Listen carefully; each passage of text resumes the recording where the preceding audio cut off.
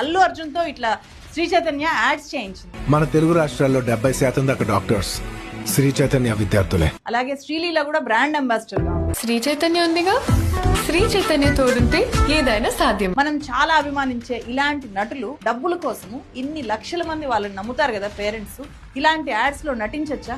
మనం betting apps గురించి చాలా మాట్లాడుతుంటాం కదా, బెట్టింగ్ యాప్స్ కంటే ఏ మాత్రం తక్కువైన పని కాదు ఇది. ఇక్కడ జీవితాలు, వాళ్ళ కెరియర్ మొత్తము తలకిందలైపోయేది కదా.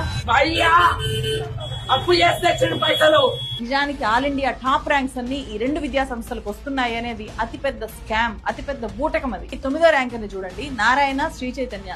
ఈ 2 కాలేజెస్ కూడా ఈ అబ్బాయి మా కాలేజ్ లోనే చదివాడు అని చెప్పి క్లెయిమ్ చేసుకున్నాయి. తీరా చూస్తే ఏంటి, ఇతను తెలంగాణ కాదు, ఆంధ్రప్రదేశ్ కాదు, ఇతని గుజరాత్. వీళ్ళ దగ్గర గతంలో ఎప్పుడో ఒక చిన్న ఆన్లైన్ మాక్ టెస్ట్ రాసినా కూడా ఈ విద్యార్థి మా స్టూడెంటే, మా దగ్గరే చదువుకున్నాడు అని చెప్పి అతని ఫొటోస్ ని ఉపయోగించి ఇలా పెద్ద పెద్ద అడ్వర్టైజ్మెంట్స్ ఇచ్చేసుకుంటారు. ఇక్కడ చూస్తే 9th ర్యాంక్ వచ్చినట్టు విద్యార్థి నారాయణ కళాశాలలో 9th ర్యాంక్ వచ్చింది.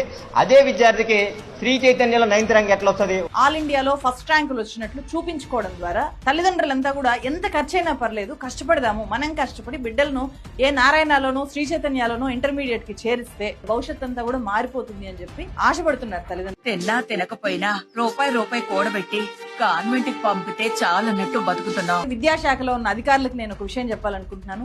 మీరు తలుచుకుంటే, మీరు నిజాయితీగా పనిచేస్తే ఈ అవినీతి విద్యా సంస్థలు భూస్థాపితం అవుతాయి. మీరొక్కరు డబ్బుకు లొంగిపోతే వేల మంది విద్యార్థుల జీవితాలు నాశనం అవుతాయి.